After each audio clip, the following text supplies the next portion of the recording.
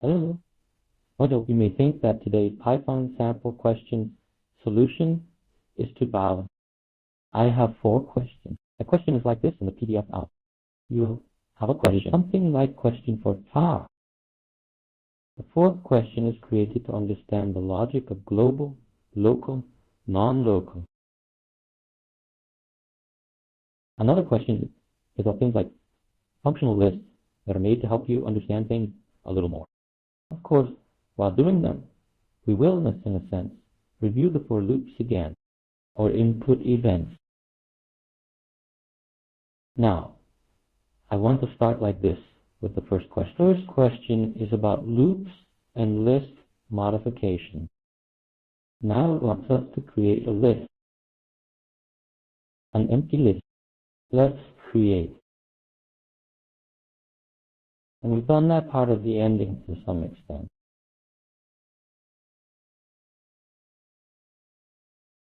So we made 3 sentences. We will always take it. Since I write all the time, I generally like to use while instead of for. I use while. I like it very much because I like it very much, especially when we are going to create an infinite loop. Now it expects 0 from the user as a stop signal. Once you get numbers until the user says 0, we can give any number. More precisely, the number needs to be checked again for being even again, according to the even-odd rule. So this is how it works. With negative numbers, a negative odd or even number behaves the same way. Yes? Oh? Yes, I remember there was. Of course, what spoils the game here is 0. And here it tells us that 0 is excluded while we are writing the cubes of even numbers. So we will make a game like this. Now, I said number. I'm trying number second. I said number. And now I created something called number and created a change. And that number is input. So you need to take an input from the user and add it to the list. Before that, let's do something like this. We're auto-completing these right now because I want to focus more on explaining. Now the logic here is this. For example, we put the 0 before and then we will write this. What was it about if it weren't for this? Exactly. Why did we do this? Why wasn't there the other part? Now the working logic of the code is, it works from top to bottom, and first something called Python detects the variable, and an empty list is created. After that, maybe there's a cycle called while. They still entered the endless loop, and we started to do so. Each time the user entered something. When it gives a number, we check whether the number is 0 or not. If it is 0, it is broken. If it's not 0, we won't break. 0, if not 0, the loop is broken. Our aim here is this. We can exclude 0. If you did it like this, if you did it like this, you would write 0. It would have 0, that is, it would have been 0 more or less. But the question is that we want to get the literal zeros. So this usage would be raw. And that's how we wrote it. Now, it gets easier for us. It expects us to open a for loop over the list. You can open a while loop and check the indexes, but this will be easy. Now we've done this. So if the number is divisible by 2, meaning it is even, I write it out.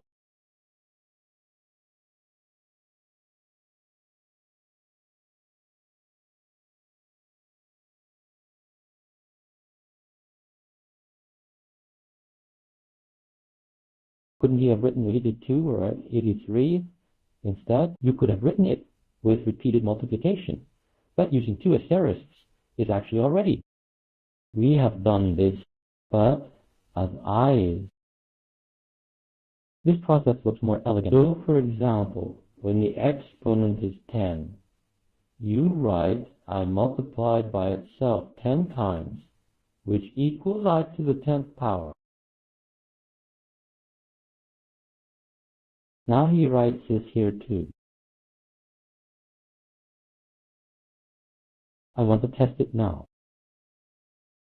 I said 5, 6, 3, 4. 25 became 216. 5 squared is 25. 3 squared is 9. Of the even number 6 is this 200 power and with 16. This is the logic of our first question. We are not expected to create a function. We can finish our work with just a while loop and a for loop. Now we come to the second question.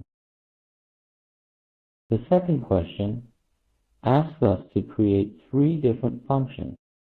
I want, like this, like this. What's his name? That's it.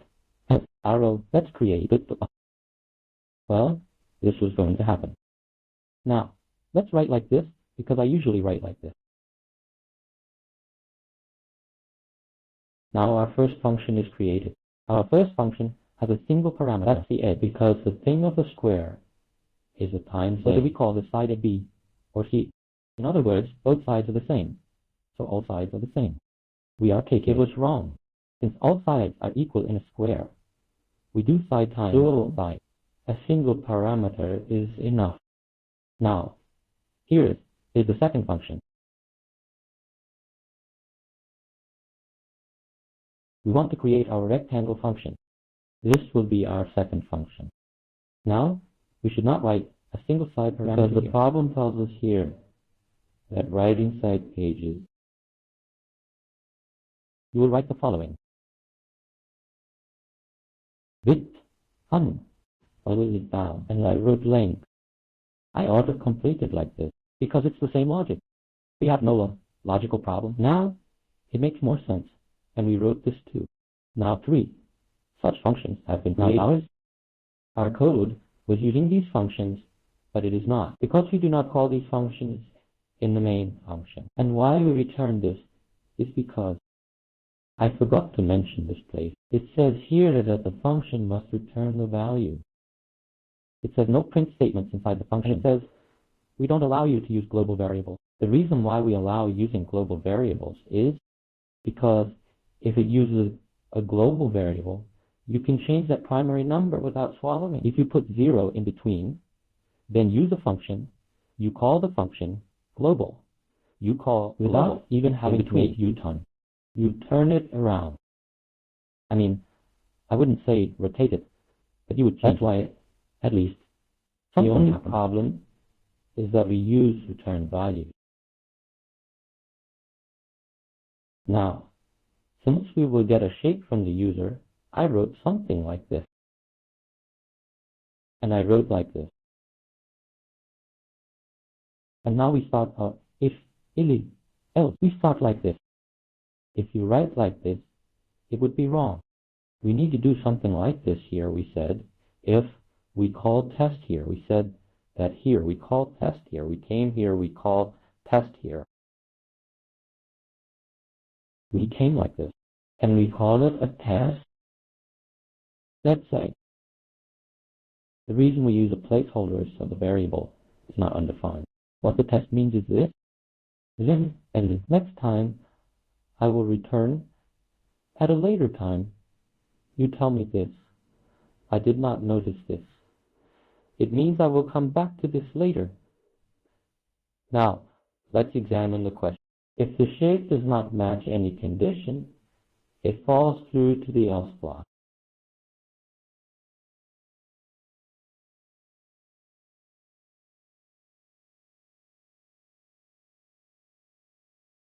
I write this and finish this part. Now comes the first part. I'll check if it's square. I need to check this after the frame. Or rather, before checking. Some people wrote something like this. Why will we do this? We will create an edge value and let you enter the edge, because it would be ridiculous to enter the edge first and then name the shade, because some enter one parameter while others enter two parameters. Now if you do this, this code is not by mistake. But what is wanted that we don't want? That validation check. Look. This is a very important thing. The code actually wants this from us. He says a country values on its dimensions, and it is not positive. You don't check how much is positive right now. If you run this code, you won't check it. That's why you write something like this. It would be wrong to say invalid shape. Like this. Sorry. We do it like this. We're doing it again. Here's how we do it. The side length must be greater than 0. Because 0 is not actually a positive number. And if I leave this and that like this, it will still be wrong. Because then he writes it.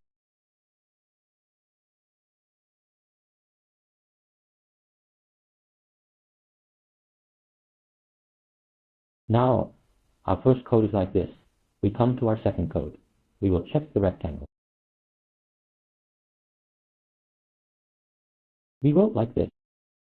We wrote like this. And we wrote this. We wrote this. More precisely, we can see this. Oh, well, well. Now the logic here is the same as in the other thing. Both the length and width must be greater than 0. We like it written that way. We like to use orthogonal, even if there is one condition. This process. This transaction is cancelled as soon as it is met. That is, if it is met with a condition. If either value is not positive, meaning the width or length is not greater than 0, then we say, calculate the area. Then we change to the last two places. Now, the current block needs to be properly filled. It is empty inside. When you do this thing goes away. When you do this, it won't go away. Because he says you can't leave this place empty. Out of it. Let's relax. We wrote like this, we wrote like this, we wrote like this. Now, is this code correct? Or 100% correct? Not again. Why not? Because we followed this and that. We followed this. We complied up to this point, but we did not comply here. So this is wrong. Because it's not wrong, actually, because we didn't write it. We need to write the result. Let's come one by one again.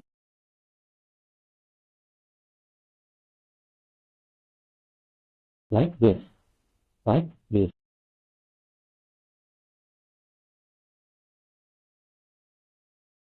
Let's finish it this way. Is this thing filled now? At least a placeholder for the block. Now, placeholder in the original. Now, he's sitting up more. Now the logic here is this. Why isn't this below this? Why is this? If you ask, it is not because of this. In one of them, you first need to define a variable. That is, you will create the variable like this so that you can write it here. So, you cannot use a variable that has not been defined yet. Like reading a book. Code runs from top to bottom. If you do not call these functions will never work. We need to call this function. For example, since we are calling here and returning one value, it has actually been called. This is important.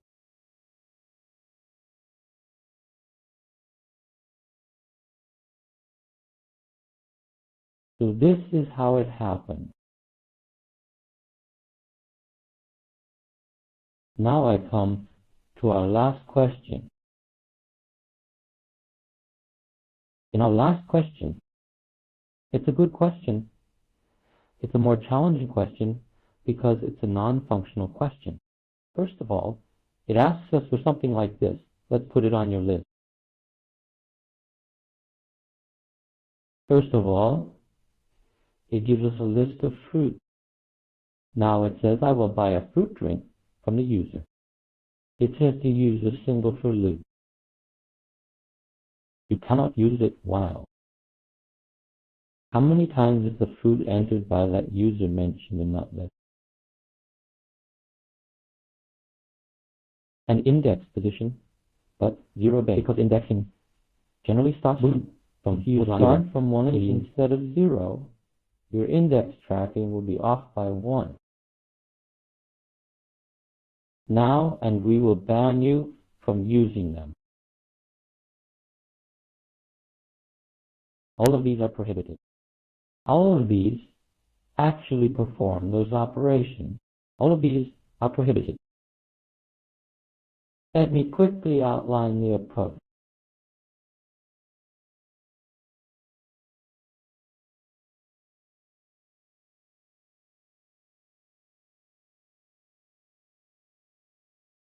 This is how I wrote it. Now I created the target. What does he want from me now? The first one wants something called position index, and it wants it in the form of a list.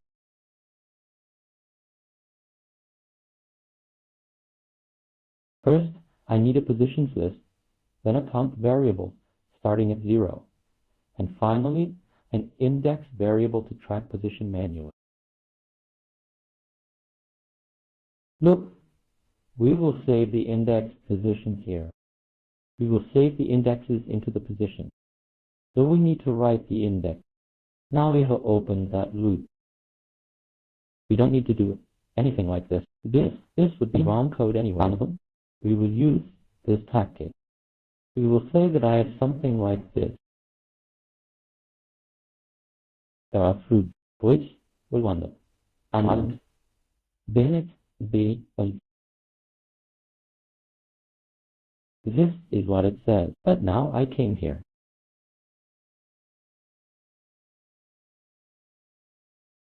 This. Oh, what's this? Isn't it so beautiful? It says something like this. We will want this coffee shop.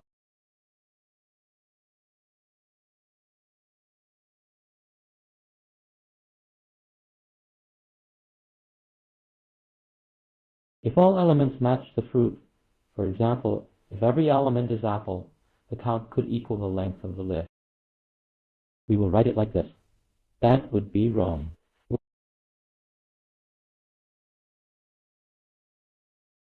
Moving on.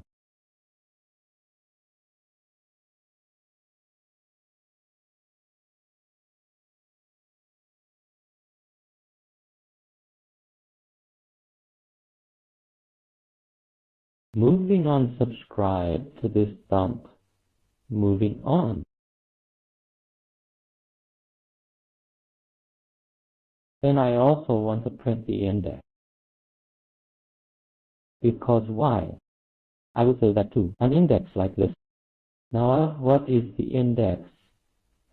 And our index will always be 8 because the index is.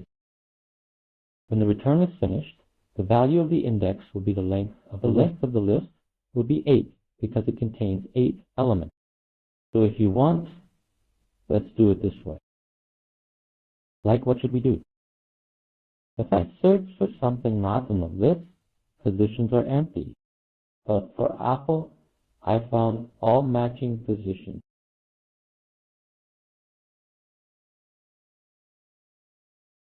This is the logic of how this works when a match is found.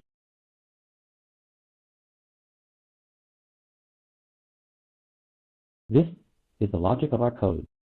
It might seem difficult at first, but it is quite manageable. It wasn't an overly complex code either. Our goal was to do just that. So it was being able to find this thing. There is no need for a built-in index method because it doesn't want an index. This is what we wanted from us. This is actually what is wanted from us. How many of these and in what position? The index is something that allows us to place those positions. So the index is an integer thing. In this way, it assigns something to the list for the position. We add it to the list. If it finds a match, It adds the index to the positions list so the tracking stays accurate. We ran out of questions. I have prepared a bonus question that goes a bit deeper than the actual exercise. This question is as follows. Let's say the color is blue. Let's take the pen. We have two variables, x and y. Now, let me write the code as we go through this. First, we need to write the values. What is x equal to now? How many paths? Where do they both have these values? Main function has these values. Now I went down the code. Outer function. It skips function. Definition. I skip past each nested function. Definition. This is the part connected to the global scope. I came to the main part. The global scope calls outside. It does not continue reading past that. Now I can go outside. How are the values defined in the fields are the values. Now, do you have x in that C? You have 15.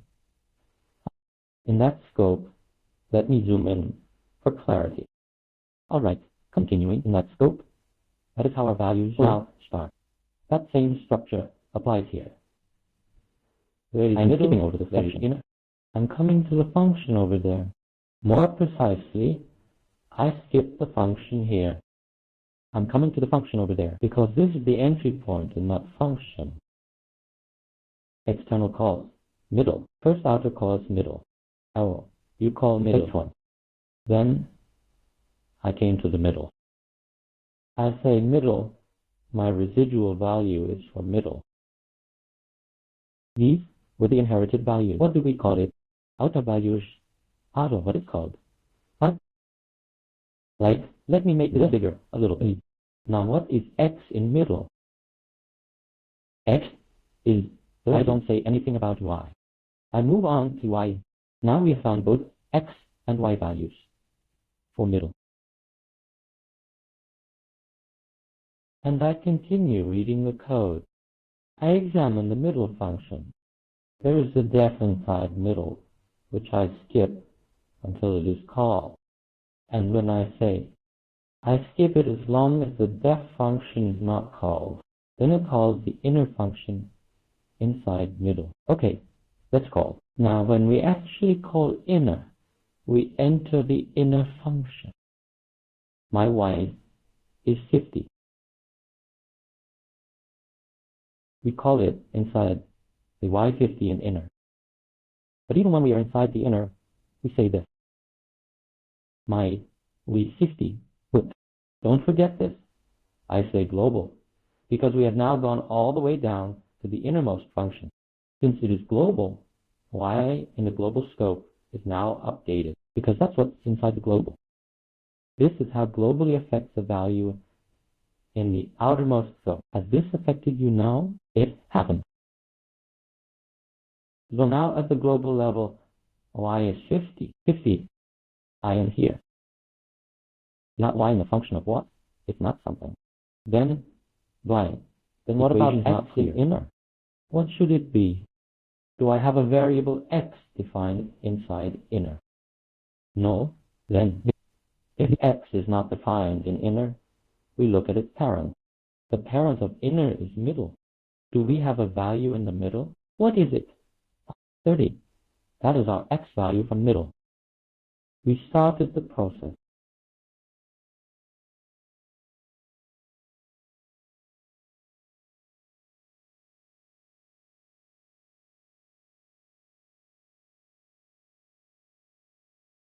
If the inner call had been placed higher up in middle, the result, when it is placed lower, different, a completely different result. Why would the result be different?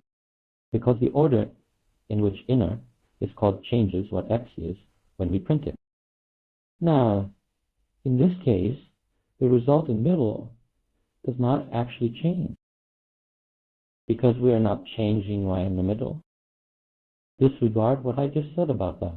Now, we called our inner function. After that, we will write inner. So we wrote inner. This is inner. Now it's middle time. Is x defined in middle? Again, what is the value of x? Okay, if you defined in middle, what is the value of y in middle? Is there any assignment to y inside the f middle? No? Then we will say, let me ask my parent. What does it mean? Then we say external. What is in the middle? We inherited 15 from outer. Now middle is done, and the function finishes. After middle finishes, I called middle here. My middle function is also done, because now it's over. The outer is left here now. What will my value be in outer? My value in outer is this. Me at outer. What did I do? I used non-local x and said that it affects my parent above me. So he said, don't affect main. If there are enclosing functions above, non-local tells Python to affect those. So now x is 30 in the enclosing outer scope. I write like this, so middle, x is now 30. So how much is it? Looking at y, is since y, global and outer, sets y to 15. Middle sees 15 for y. After that, I go to the top function. We print 10 because nothing changed x at the global level. But in main. But since we used the global keyword here, it looks like this. Sorry.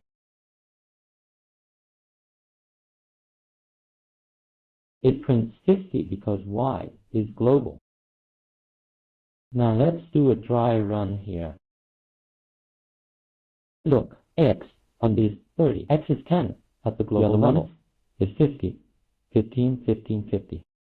So that's how these processes work. So let me explain it more briefly. First, start from the main function. Proceed as the function is called.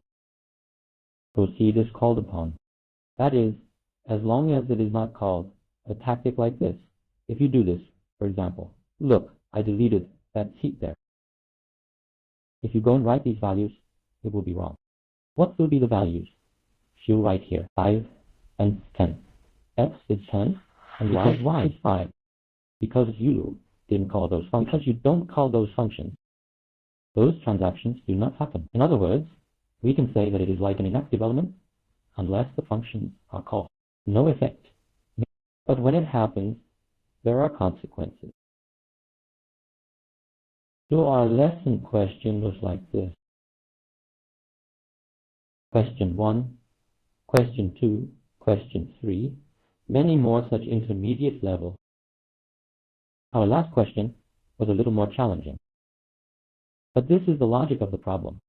So the functions are going call by call. So it goes from outside to inside. It doesn't go from inside because you go from the inside to the outside. There may be something obvious somewhere in your code, or you will not be able to get the output you were hoping for. Thank you for listening to me.